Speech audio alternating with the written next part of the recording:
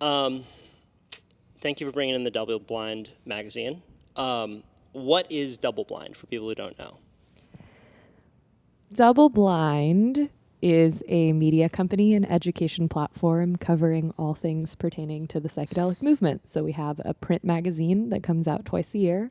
We also have a steady stream of online journalism and content. We have courses, webinars. We just had our first festival.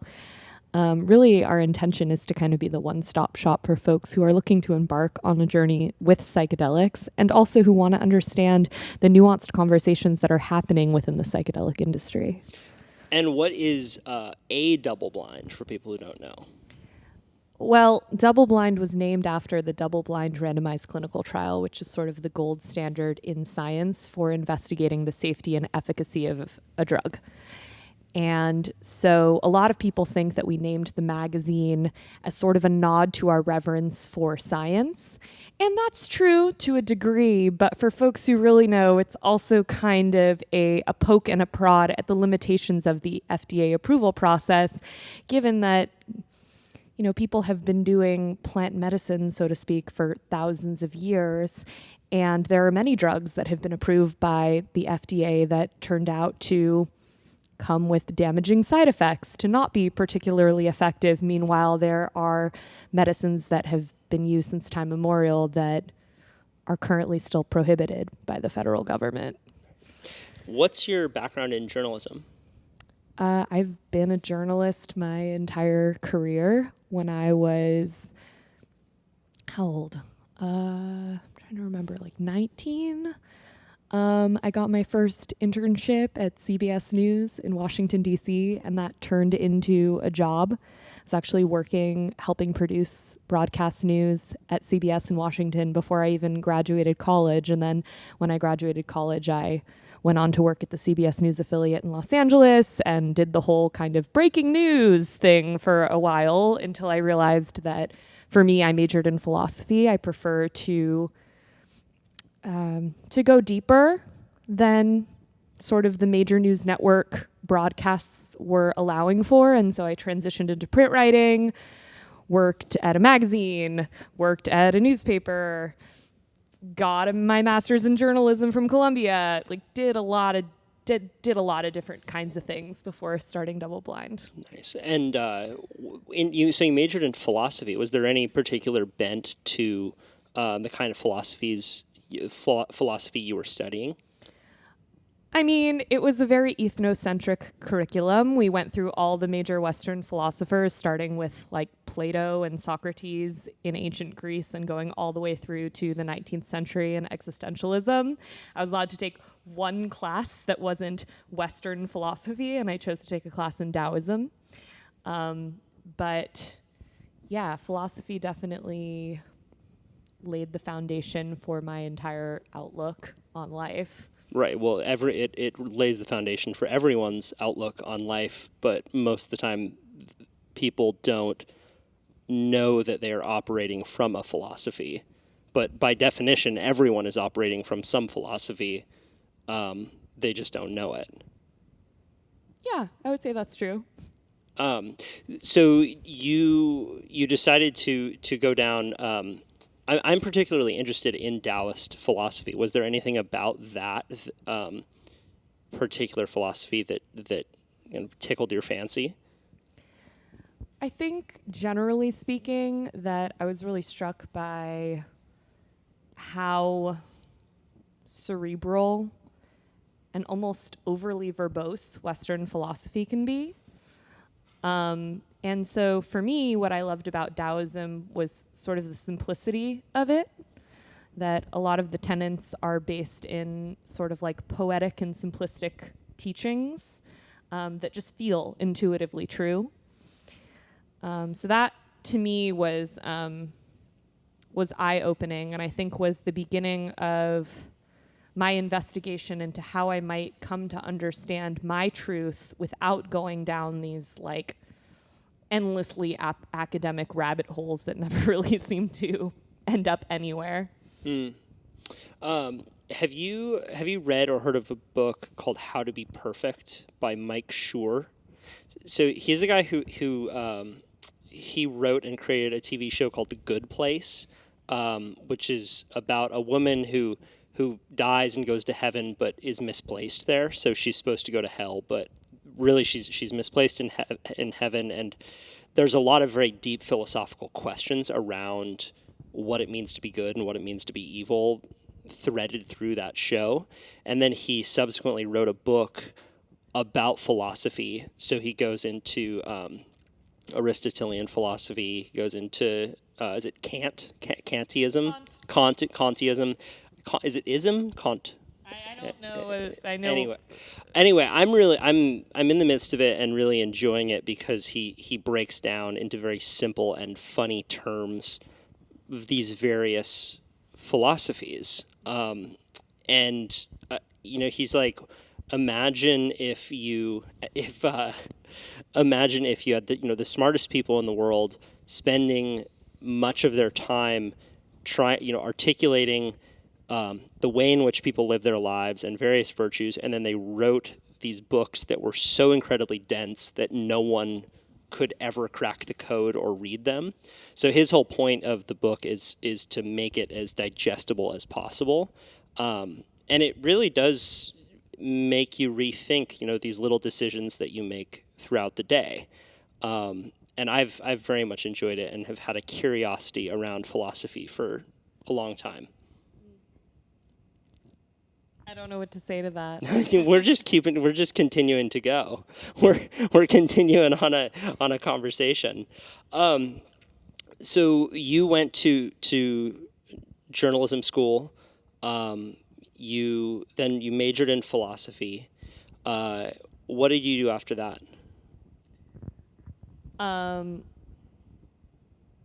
Well, I majored in philosophy as an undergrad, and then, as mentioned, I worked at CBS News and did a bunch of different things in journalism, and then went to journalism school. And then after journalism school, I interned briefly for the Times-Picayune in New Orleans.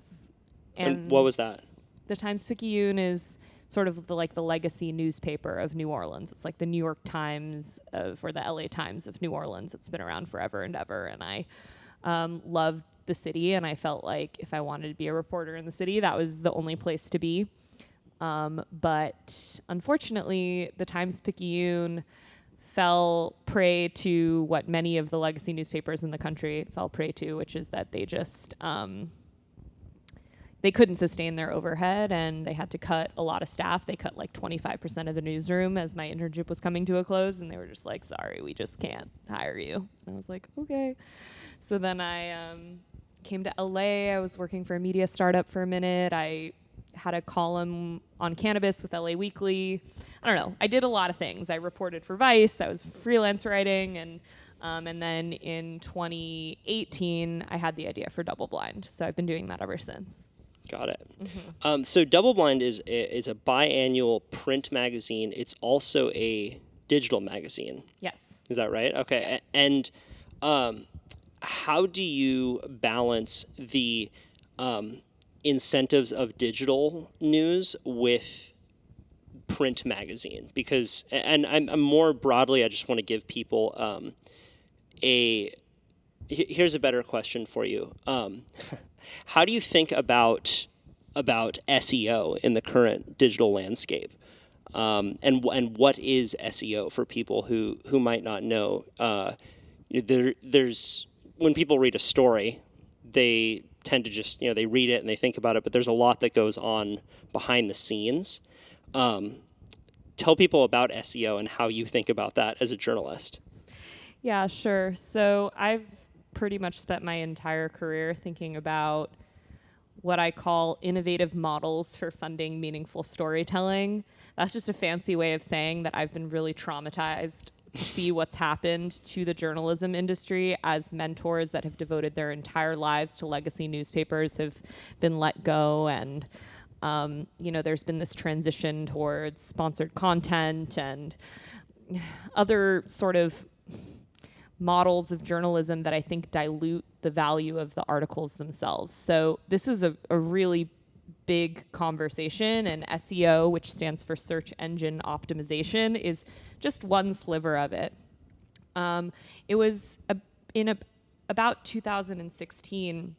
One of my best friends from Columbia Journalism School got a job as an editor at the Huffington Post. And at the time, Ariana Huffington said homepages are irrelevant. Nobody is going to, very few people these days go to like, maybe the New York Times is different because the New York Times is such a loyal following. But generally speaking, very few people go to like vice.com or rollingstone.com. What has happened is that people have begun to access news through third-party aggregators. So that includes Google, and that's where SEO comes into play. It's a strategy essentially for editing and headlining articles so that Google sees the article and, puts it on the first page so that people click on it.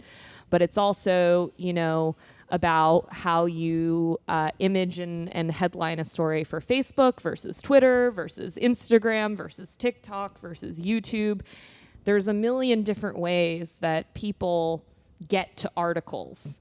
I don't want to say a million, but there's a lot of different ways people get to articles, and primarily it's through third-party platforms. And so if you are creating content of any kind that you want people to read, then you need to understand how to optimize the story such that people see it on the platform where people are finding news.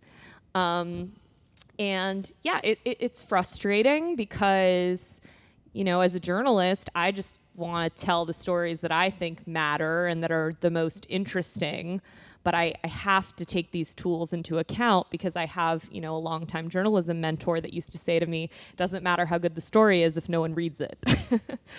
So, at DoubleBlind, we, first and foremost, we are about telling the stories that we feel matter. And I often used to joke that, we would go out of business before we started creating the BuzzFeed cat video equivalent of psychedelic content. But we also, everyone who's on the content side at DoubleBlind, has experience in growing and optimizing stories for third-party platforms. And it's something that we do because it's something that we have to do. Got it. Who was your writing mentor? That, I don't remember who said that, actually. I've had several mentors over the years. I want to say it might have been, I don't know. I've had a lot of mentors over the years. My first mentor was a guy by the name of Dan Raviv. He's a longtime anchor at CBS News. David Haydu is my mentor from Columbia Journalism School. I can't remember who said that, but okay. Yeah.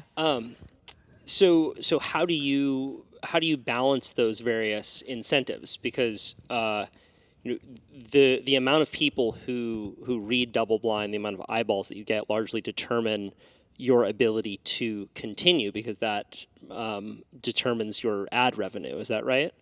Well, we're not funded through ads, but we do need to get eyeballs on the website in order to make money, in order to make more journalism. So that is something that we have to think about and that we do think about. Sorry, what was the question? No, just how you balance those. Oh, yeah. Those various incentives in such a fast-changing journalism landscape. Yeah, I mean, I wish that our editor Anna was here to answer this question because I admire her so much, and her philosophy is that optimizing stories for third-party platforms and doing meaningful journalism are not mutually exclusive. And, I don't know how interesting it is to the listeners and the viewers for me to get into the specifics of how we do that. But, an example might be, let's say that, a lot of people on Google are interested in knowing, whether it's safe to take mushrooms while on an SSRI. Well, we could follow the kind of WebMD, with the headlines and the sections and things and make it look like a Wikipedia article. Or we could actually choose to find someone who decided to wean off of SSRIs in order to have a psychedelic experience, and we can tell a really compelling story that we genuinely want to tell about their journey, while simultaneously taking into account that we have to do certain things with like the URL so that people see the story. Right. When you and your team are picking stories, what are qualities of a pitch that get you excited? Yeah, it depends. I mean, at DoubleBlind, we often say that we are using psychedelics as a jumping off point to explore many of the most prescient issues that we are facing now in our society, whether that be the mental health crisis, mass incarceration, restorative justice, LGBTQIA plus rights.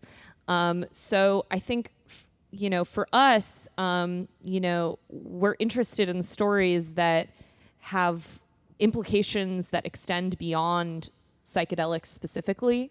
And there are certain kind of buckets that we established, actually, that I put out into a Google Doc before we even launched the website, that we knew we would always want to have content in. And so for us, those include public policy. We're always wanting to keep up on what's going on in the realm of decriminalization, legalization, drug development, the various compounds that are being put through the FDA approval process, as well as the dozens of companies that are now raising capital and going public to try and investigate psychedelics, indigenous wisdom and reciprocity, again, social justice, so queer rights, making sure that we're being inclusive of BIPOC voices, writers.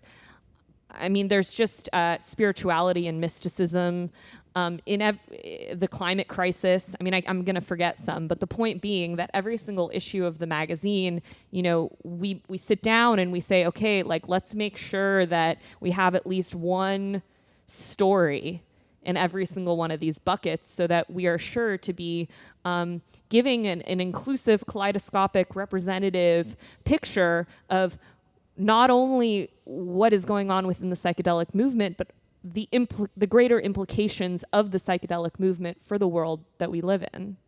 Got it. Okay. And how big is your team at DoubleBlind?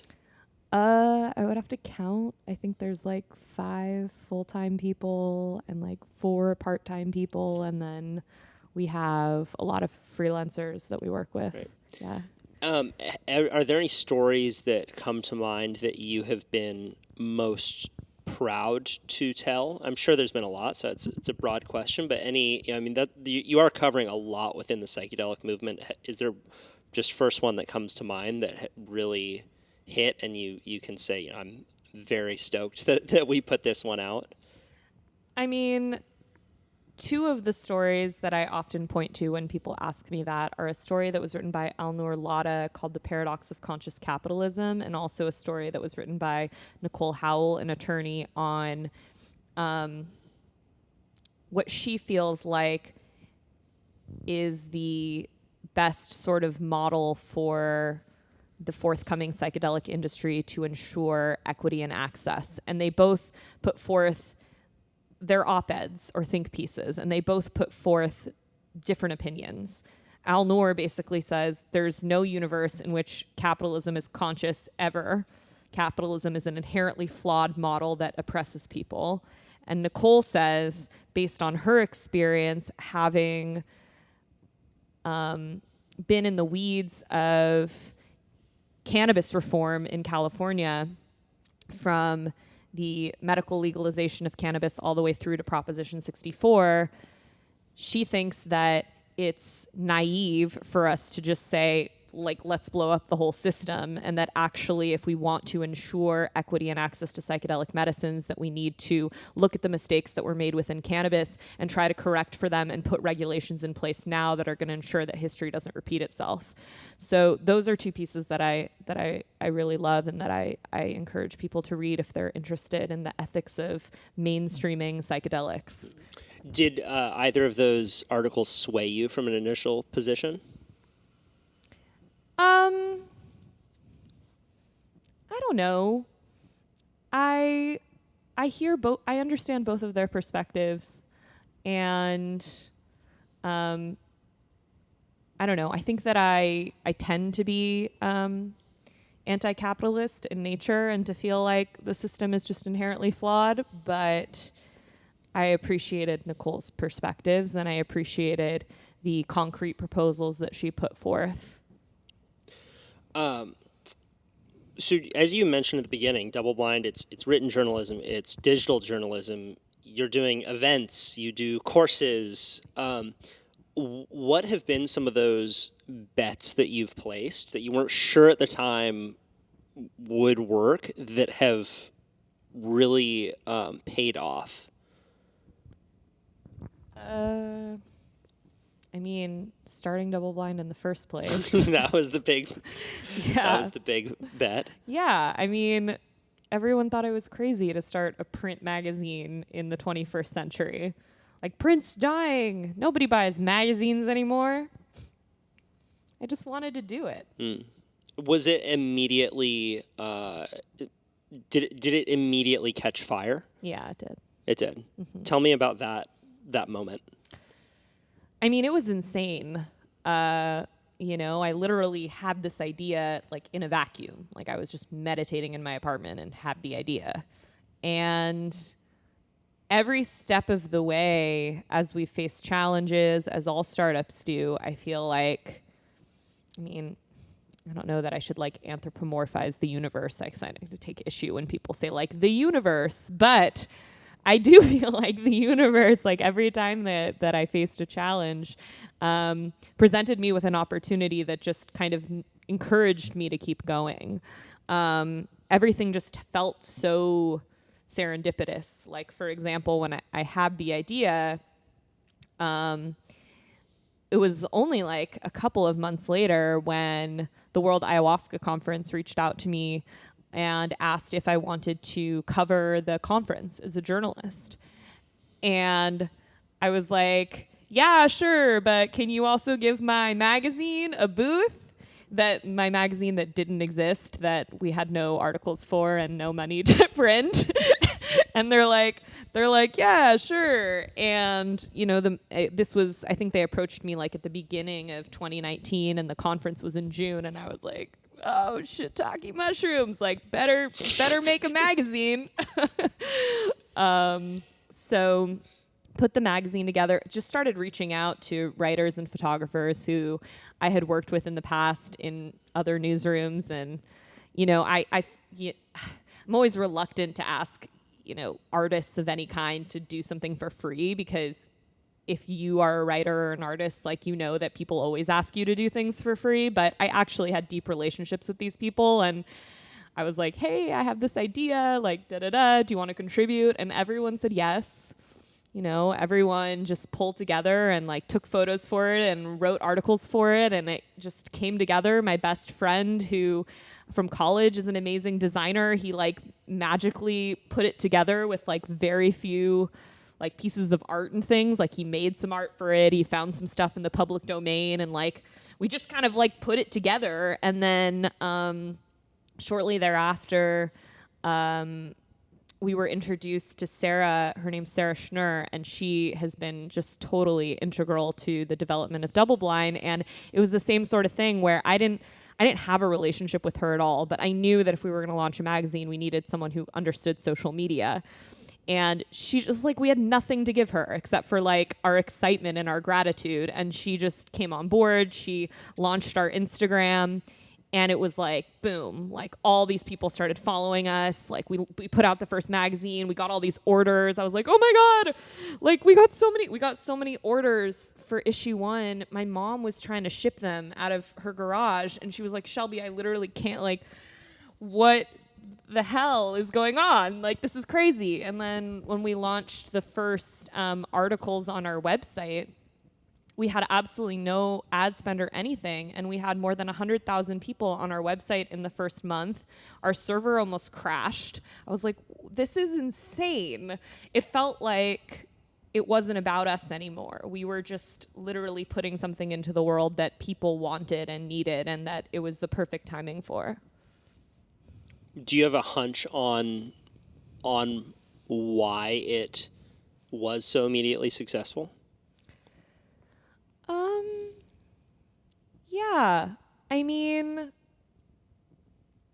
I do think that we just caught the wave at the perfect time, you know? There's millions of people who are becoming interested in doing psychedelics.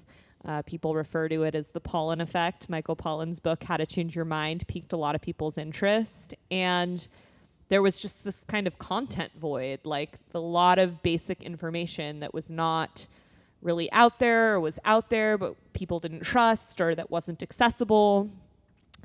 I think that we came into it at the perfect time, and we had relationships with a lot of credible voices within the psychedelic space because we had already been reporting on psychedelics for Rolling Stone and Vice and all these other outlets. And so in our first magazine, we were able to, call up like Jim Fadiman and Rick Doblin and all these folks that people know, which gave us credibility. And I also think that, probably the fact that we prioritized talking about social justice and equity and environmental justice from the get-go spoke to people because I think that just like the intersections that we chose to cover were unique and spoke to people. I don't know. Ask some of our readers. Yeah. I've heard Michael Pollan say that he thinks the biggest risk for the psychedelic movement now is irrational exuberance.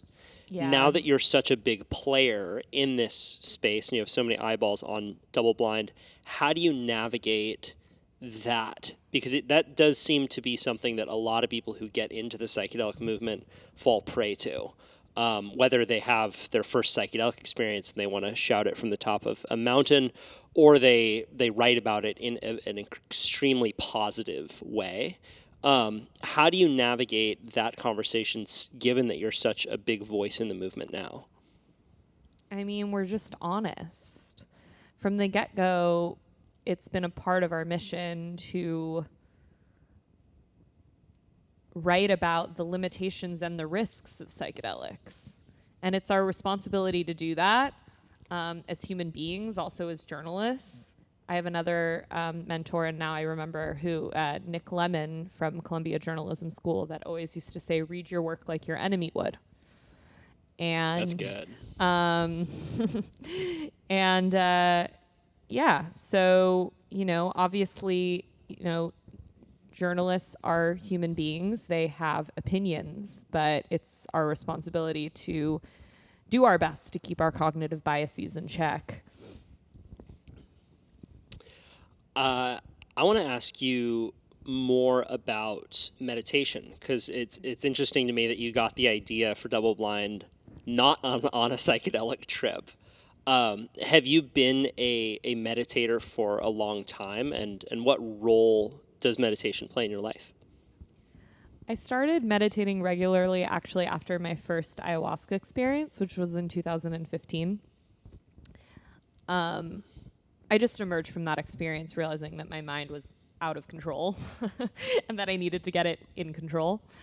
And so, I started meditating not that long, just like 15 or 20 minutes every morning. And I've skipped some mornings, but I've pretty much meditated every morning since 2015.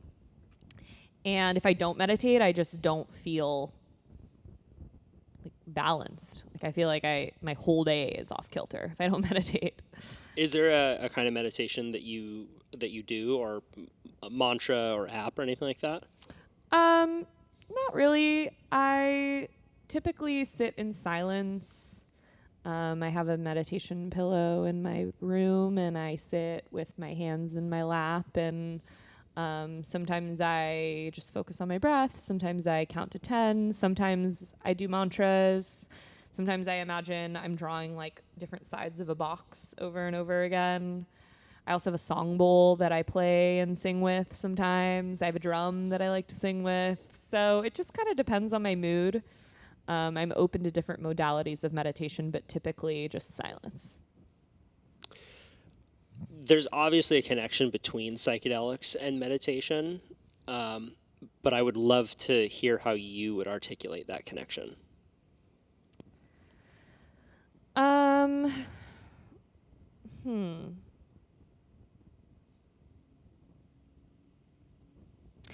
Well, so the epistemology of psychedelics is psychedelos, mind manifesting. I think that both psychedelics and meditation are tools to become aware of what's going on inside of us. And they can definitely support one another. Yeah, they're just tools. It's all tools to increase our internal awareness. Have you ever done a silent meditation retreat? No, I felt called to do Vipassana for so long, but I just haven't. Honestly, I'm a little bit scared. Really? I did go to a silent meditation retreat, actually. It was only 3 days. It was in Woodstock, New York. It was pretty intense. Woodstock, New York. 3 days. Yeah, Zen Buddhist retreat. I've heard that I've done one that was 6 days, and I've heard that the first 3 days are the hardest. Right, So yeah. people recommend, like, if you're gonna do it, do all 10, because you're gonna be working through sludge for the first few days, and Totally. then it'll open up to something new. Yeah, I feel that. I think that I would have gotten more out of it if I had stayed longer. But. Yeah. I was chatting with you the other night about untold stories within the psychedelic movement, and you said, I think that there's something around how psychedelics have been classified either as medicinal or recreational, but we don't really have a container in modern society to talk about them just as spiritual experiences. I don't want to put words in your mouth, but I did think that was an interesting thread to kind of riff on, and I was wondering what you meant by that. Yeah. I mean, the parallel that I used the other night, I think, was the cannabis industry, and how if we look at the way that cannabis has been regulated, it's like medicinal or recreational. But we know that in the real world that both cannabis and psychedelics, cannabis arguably is a psychedelic, can be medicinal, spiritual, recreational, all of those things at the same time. And the problem is that when it comes to policy, we don't have a regulatory framework that can really encompass these experiences in their fullness and what they're truly like. So, for example, with psychedelics, psilocybin and MDMA, which, again, arguably a psychedelic, depends on who you ask. But psilocybin and MDMA are being investigated right now in FDA-approved clinical trials as therapies for post-traumatic stress disorder and major depressive disorder and treatment-resistant depression. But in these clinical trials, I don't know if do you know about the mystical type experience questionnaire? No, tell me about this. So there's this questionnaire that was created by, I want to say, a theology academic. I don't know. Don't quote me on it. It was created by someone not in the psychedelic field to try and gauge the profundity of naturally occurring mystical experiences, i.e. from fasting or meditating or praying. But it's used in clinical trials, in psychedelic clinical trials. And researchers have actually found a correlation between the depth of someone's mystical experience while on a psychedelic and the extent to which they receive healing from the mental health condition that they're going in for. So say someone goes into a clinical trial for nicotine cessation. If they rank higher on this mystical type experience questionnaire, the chances that the treatment will have been effective for nicotine cessation are higher. So it's just to say that, historically within the Western medical community, we create all these, arbitrary categorizations that don't exist. Like, oh yeah, it's medical, but it's not spiritual, or it's spiritual, but it's not recreational. It's just not how these experiences unfold. Right. This could be a dead end here, but it is interesting for me to think about how whenever I've had spiritual experiences, it has felt like a new story that I'm adopting. And there's a new philosophy on life, and people in the psychedelic world like talk about these as duh experiences, right? Where people are like, well, I just realized that I want to be a better person and I want to give more. But that is adopting a new story for your life, a new narrative, a new philosophy. And we tend to just make decisions based off of the philosophies that are running through our head. And it would make sense that you would then change your habits based off of this new upgraded philosophy, which is right alongside or the same as a spiritual experience. But I've just never really thought about that in terms of like, what we're talking about with smoking cessation, it's like it's basically changing habits, right? Like you are changing a habit on a very real level, and in the morning you're choosing not to get that cigarette. Mm-hmm.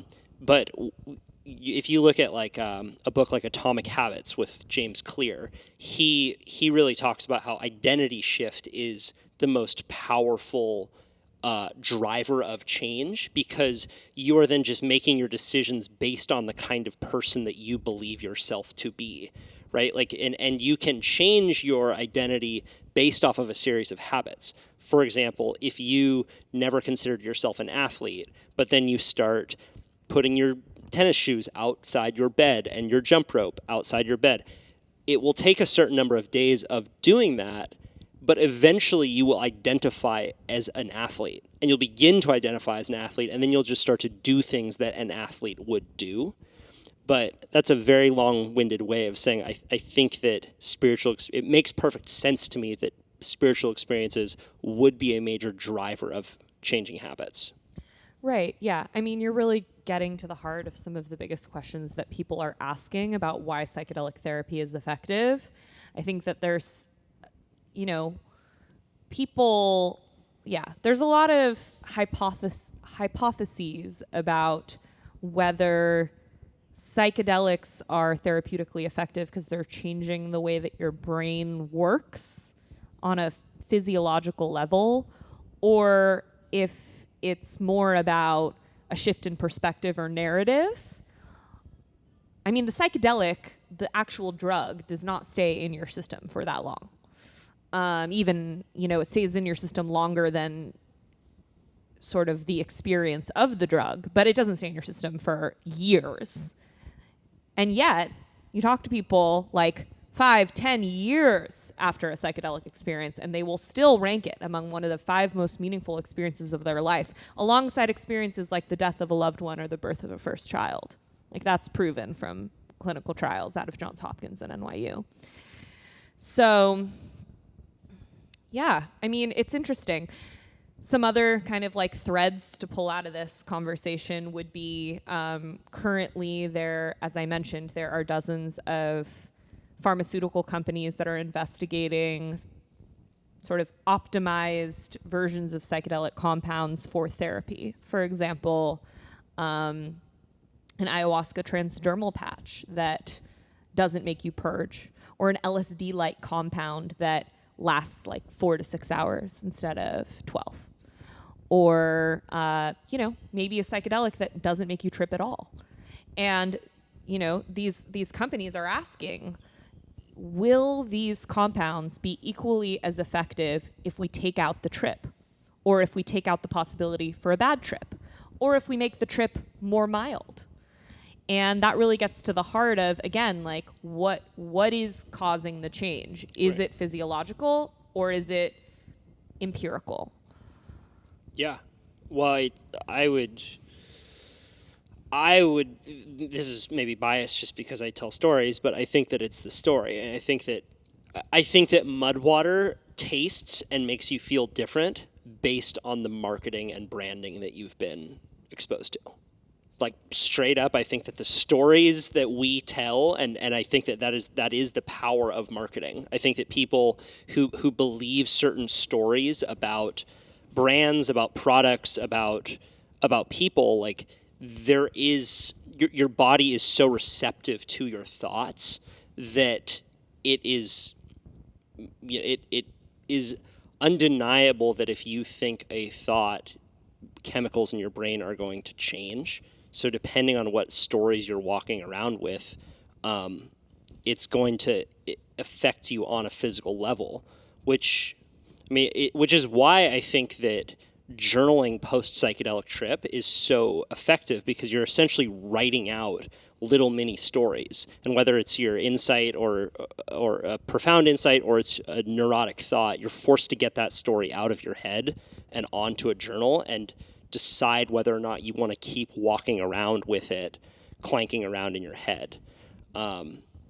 It's just, that is so fascinating to think about. And I hadn't really considered it until this conversation in that way.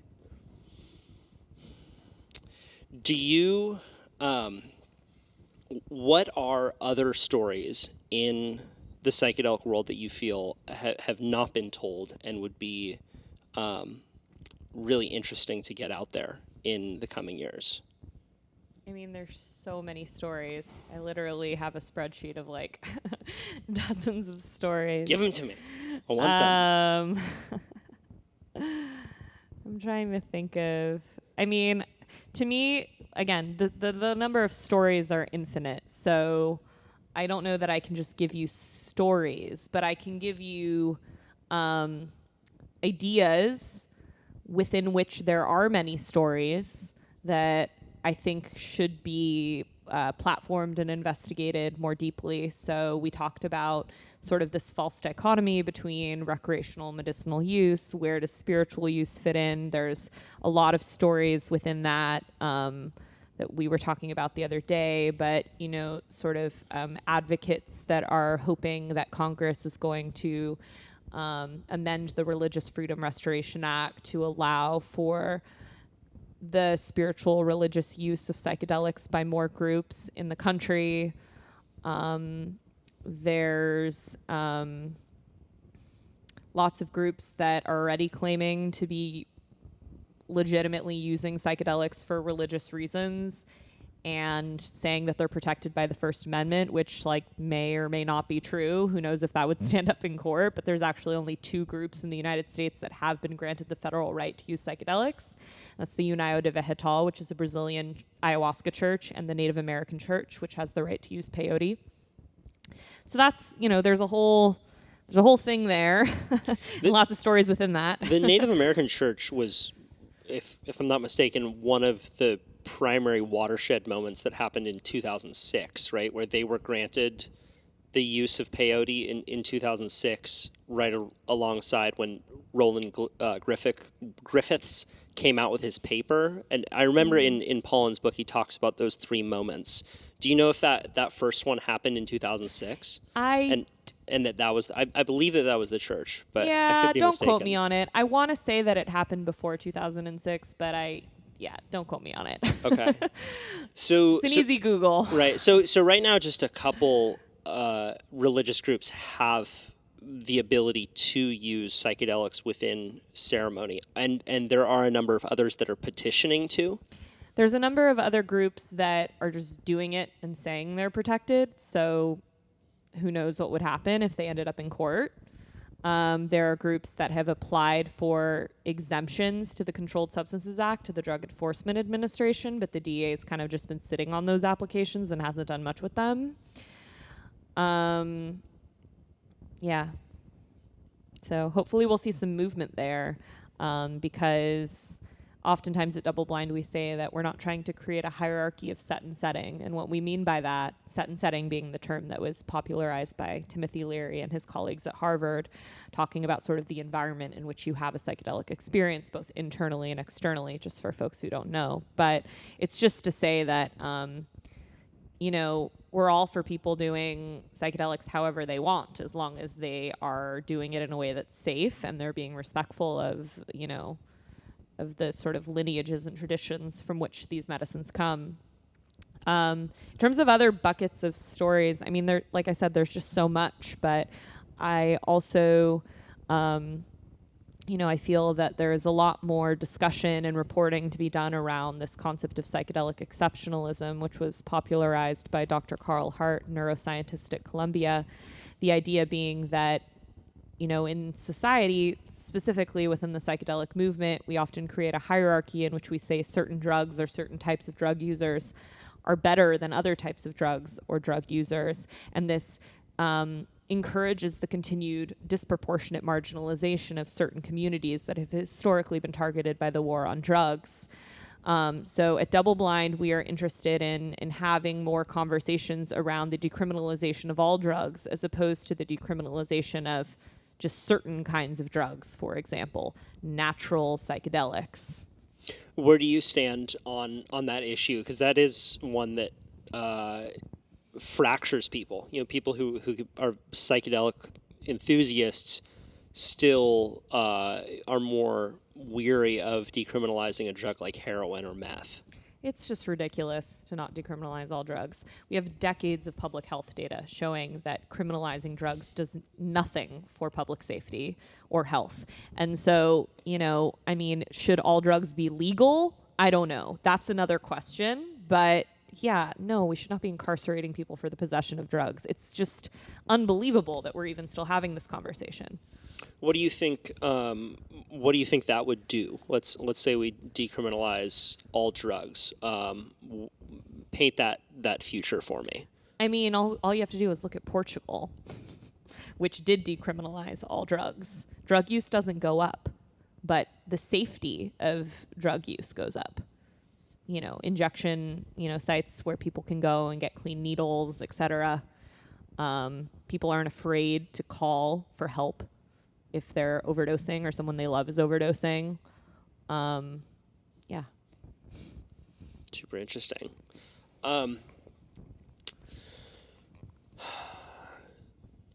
We've covered some ground. Where do you see DoubleBlind going in the next few years?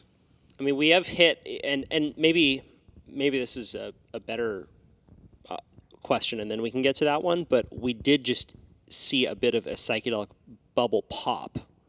For people who don't know about that, what just happened? People are feeling it in the larger economy. But how would you describe the last few years of investment into the psychedelic world, and what has happened more recently? You're talking about like companies that are going under and investment that's not coming into the spaces aggressively, and I mean, we're on the cusp of a recession, and it's affecting like every single industry. Also, look, I was interviewing people several years ago who were doing due diligence on a lot of the pharmaceutical companies that were trying to put, quote, novel psychedelics through the FDA approval process and saying, like, there's nothing here. Like I said, dozens of companies that are investigating, quote, novel psychedelics, but most of them are in preclinical research. They haven't gotten these compounds into humans. So, it's just very early stage. I think that there's also like a lot of companies that have tried to, patent things that arguably aren't really patentable, like trying to patent a novel application for a substance that's been in the public domain for a really long time, like psilocybin for weight loss, like if, just let's like take a step back here and think from a bird's eye perspective about what makes a good investment. Having, in a for-profit context where all you care about is ROI, having something that like actually nobody else has that works, so yeah, there's a lot of hype, and I'm glad to see that, I'm glad to see some people sifting through it. I think that there's a lot of important work to be done in the psychedelic space, and I encourage people to ask themselves if they're interested in being a part of this movement, like where they can most show up to serve in the spirit of getting these compounds to as many people as possible who need healing. So what is your skill set? How can you contribute? What is being done already? Like, don't go start a psychedelic integration therapy app. There's already like 5 people trying to do that. Like, do something else, anything else. So yeah, in terms of where DoubleBlind is going, journalism and storytelling has always been at our core. We haven't done much multimedia stuff. Like, podcasts, documentaries, etc., simply because we're a small team and it's expensive, but that's, a direction that we want to go and intend to go. And honestly, just having like the good fortune to just even keep doing like what we've been doing all along and to reach more and more people. And our festival was super magical that we did a couple weeks ago. Would like love to do that again. Love to make it bigger and better each time. Where was it? And what was it? It was in the Cuyama Valley. Where's that? And it's northern Santa Barbara County. It was about 250 people. We had, bands and DJs and mindfulness practitioners, and it was like a kind of like a little mini Burning Man, and it was just beautiful. It was so amazing to connect with some of our readers in person, and we definitely want to keep doing that. So awesome. Well, we're definitely going to point people to DoubleBlind, but in addition to that, if someone were new to the psychedelic space, wanted to learn, what are 3 books that you would recommend to them? Books. And this could be, I'm going to broaden it from psychedelic into also consciousness. Okay. Yeah, I don't know that books... I would say actually perhaps like the best thing to do would be to go to a psychedelic conference. I think Horizons is a really good one. It happens in New York in October. Because I think that when you are embarking on a journey with psychedelics, like it's great to read online and read books, but it's also really great to be in community and to connect with other people who are learning about these things. Yeah, I think that Chacruna, again, not a book, but a website, is a great place to go if you're interested in understanding the nuances within the psychedelic space. They've done a lot of really important work in terms of platforming Indigenous voices, queer folks, etc. So those are some places I would point people. Awesome. And one book to... I mean, How to Change Your Mind. That's got to be it. If you haven't read that one, you got to. It's time to read it. Nice. And DoubleBlind is where we can send people, but is there a place that people could reach you personally, social media, anything like that? I mean, you can like DM me on Instagram if you want. Cool. You can call me. Just kidding. Don't do that. Don't call me. Don't do that. Shelby, thank you so much for your time. I really appreciate it. You're a very clear thinker within the space, and I'm happy that you exist. Oh, thanks. Well, thank you for having me. I appreciate it. All right.